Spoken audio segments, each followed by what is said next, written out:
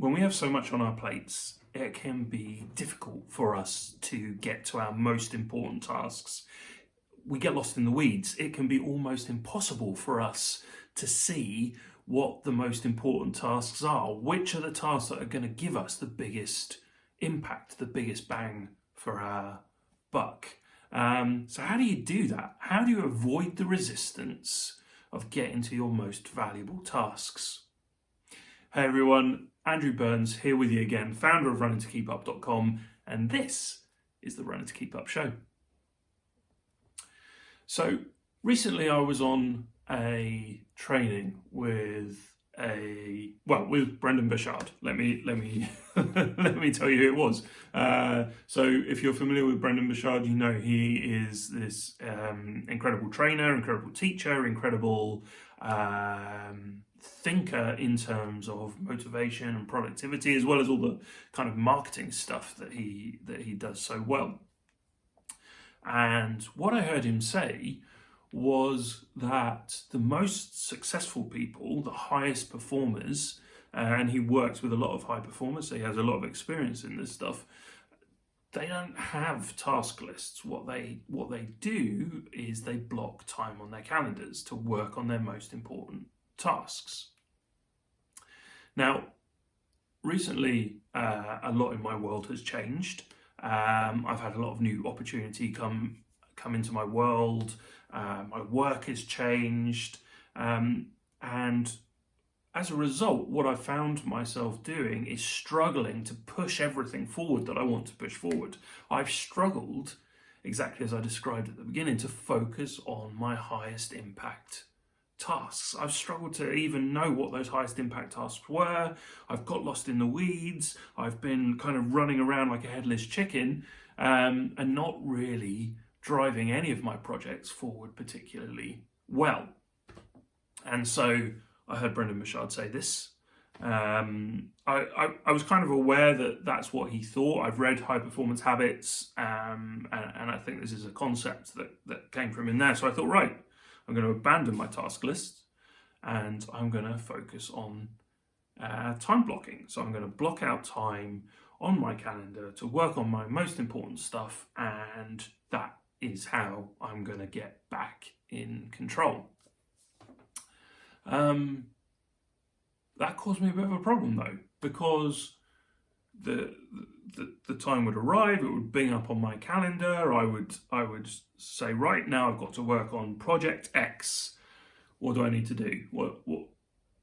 What's the first step that I need to do on project X? And I would spend the first period of that time that I've blocked out to work on project X rethinking it, trying to figure out what the next step is, and then I would get it, and then I would carry on, and I would, and suddenly the time would be up, and I would be on to the next block of time when I would be working on project Y, and I would spend the start of that time thinking, right, what am I doing about project Y? How am I pushing this forward? What's the very first action that I need to take? And I realized that the time blocking isn't the thing. I still need that task list. I still need that project list. I still need both of those things to inform me what I should be working on in that time. Even if I block out time to work on that project, I still need my list to tell me where I left off. And I guess what the point that Brendon Burchard was making was that what you don't need from a task list is an inventory of every single thing that you've got to do. Every single step in an individual project doesn't need to be collected on a task list. And he's absolutely right about that. What my task lists function as are as bookmarks. They tell me I'm working on project X, and the next, when I stop working on project X and I'm not finished with it, I put a bookmark on my task list that tells me what the next step is going to be. I don't need any more than that. I don't need to list out all of the tasks for project X. I might have some kind of plan somewhere that gives me that overall view, but I need that bookmark so that when I block out my time, I know what the next step is going to be. The calendar tells me it's time to work on project X. I go to my task list. It tells me what the next thing to do is, and I do it. And then I'm rolling, and then I've got momentum, and then I can drive that project forward. So I think you need both of these things. You need to block out some time to work out on your most important projects, and you need your task list to function as a bookmark. Now, the other thing that I found happened with this kind of time blocking was that life got in the way. Sometimes there were urgent tasks that weren't part of my most valuable projects, but they still needed to get done. There was still some urgency. There was external expectation that I would need to deliver those particular tasks. And so what I found myself doing was breaking those agreements with myself. I blocked out the time to work on this, but actually this is more important. I'm going to do that. And what happens when you do that kind of thing? What happens when those urgent things kind of crowd into your space? When you allow them to crowd into your space, is that you stop trusting your calendar. You stop trusting that time blocking method. So it occurred to me that time blocking wasn't really the answer for me. The answer, I realised, I already had. It was already in the structure of GTD. Now, if you've watched any of these videos or listened to any of my podcasts or read any of my articles before, you will know that I am a big fan of David Allen's Getting Things Done methodology, GTD. And I think if you go and read people's views of GTD out there you can find some negativity. And one of the kind of accusations that are leveled at GTD is that it doesn't handle priorities particularly well. It's really great at collating everything that you've got to do. It's really great at making lists of next actions and context lists and project lists, and people see the value in all of that. But once you've got these long lists, how do you prioritize? And that is true if you don't subscribe to another model of GTD, which is the Horizons of Focus model. Now, what David Allen says is that in order to know what your most important next action is, you need to view your tasks and your projects from multiple different viewpoints, different horizons. And what I was doing to myself with all of this change in my world, with all of these different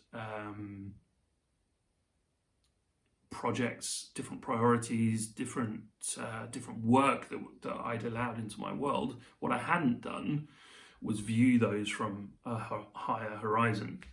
So David Allen, I think in the most recent version of GTD, he changed this slightly, but essentially what he talks about is the runway. That's your next actions, the very next visible things that you need to do. Then he talks about 10,000 feet, or the next horizon up is your project. So these are multi-step outcomes that you want to achieve. Every project needs a next action down on the runway to actually get done. And once you've done enough of those next actions down on the runway, one of those projects at 10,000 feet is complete. The next level is the areas of focus or areas of responsibility. In the first version, in the original version of GTD, that's called the 20,000 foot horizon. And what goes on this list is all of your responsibilities, all of your commitments. It's almost like your job description. And that was the horizon that I hadn't addressed. I hadn't looked at that horizon and adjusted it appropriately. It still reflected my work before all of these changes occurred. And there are a few reasons why I hadn't addressed it. One is this is a horizon that you don't need to look at all of the time. If everything's humming, if everything's going great, you don't need to look at this horizon on a weekly basis. and sometimes that means it can drop out of your review process completely, and that's what had happened to me. So I had some areas of focus defined, but I hadn't updated them. So what I needed to do was make a list of all of my responsibilities. And typically these ideas for me, they could live in a list, they could live in a mind map. It doesn't really matter. And the way you define them isn't really important either. So I have a responsibility to be a good dad. Now that might sit on my list as be a good dad. It might just say dad, it might just say family. I might have it on a mind map that says family, dad, and then branching off to individual kids even. However you do that, it doesn't really matter. But what you're doing is acknowledging that you have an area of focus to be a good parent, right? And every time you review this list, what you can do is look at that. Am I being a good parent? Do I need to add any projects or next actions to my lists to facilitate that responsibility? So it might be a good parent, it might be grow sales, it might be, fulfill the partnership with Acme Corporation. Whatever you're going to be held accountable for in your world needs to go on this list. And when you do review it, then you can say, am I fulfilling that responsibility? Am I meeting that responsibility? And if I'm not, what projects and next actions could I add at the lower levels that are going to allow me to meet that responsibility? So I needed to make a new list.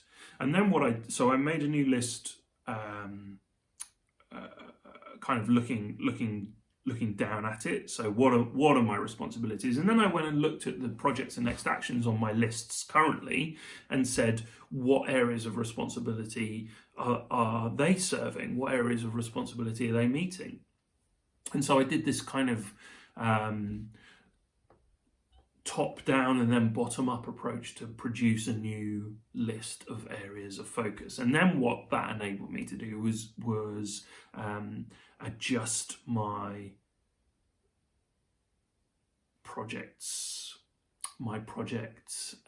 priorities to make sure that I was servicing all of those areas of focus appropriately.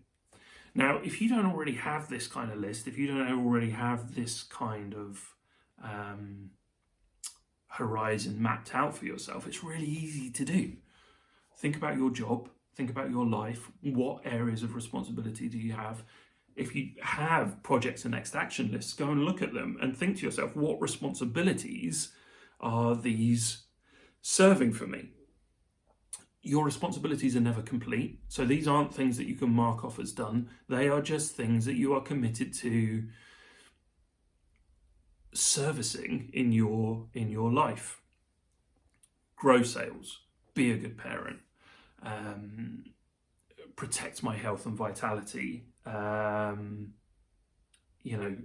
serve my community, whatever it might be for you.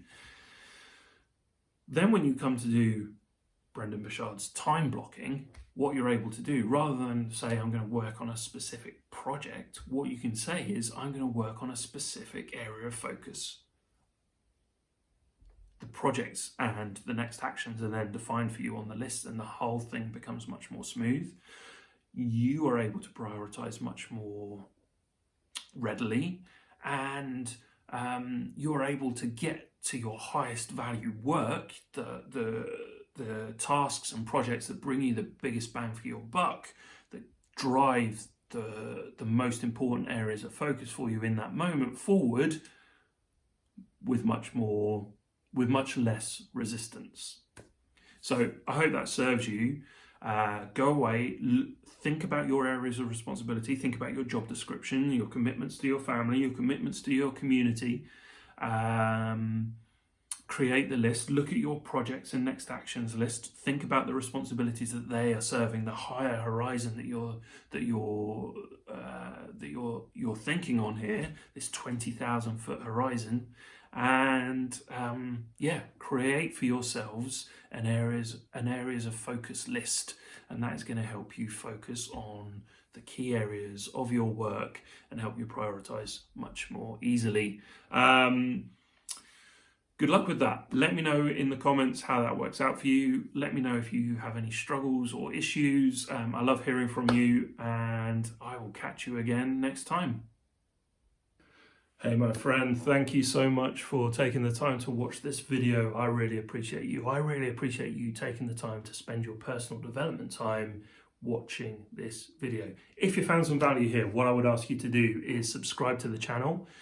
Turn on notifications so that I can tell you the next time that I post a video here, and drop me a comment below. It's your comments that really keep me on my toes, that direct where these next videos are going to be, and I love hearing from you. So let me know what you think and what you're struggling with, and let's see if together we can get you moving forward to be the most effective version of you that you can be.